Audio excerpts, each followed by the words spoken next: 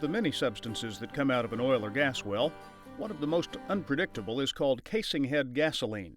It's a liquid condensate of natural gas, and it was used as a fuel in some early internal combustion engines, including those used by the Wright brothers. Casing head gas was an important byproduct in the early days of Oklahoma oil and gas production.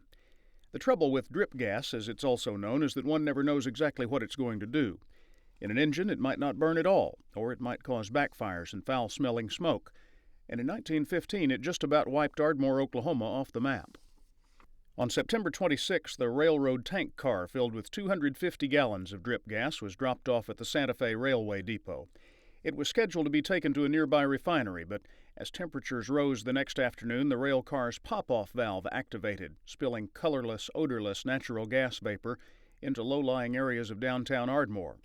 At about 2:20 that afternoon, Ira Woods, a workman employed by the refinery, was working on a nearby tank car in the rail yard when his hammer caused a spark.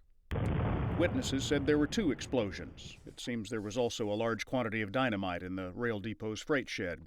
50 people were killed in the explosion of September 27, 1915.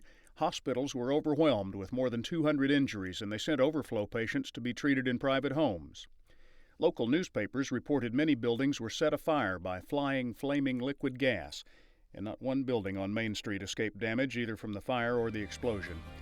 A coroner's jury eventually found the Santa Fe Railroad at fault in the accident, and it paid 1,700 claims, totaling $1.25 million.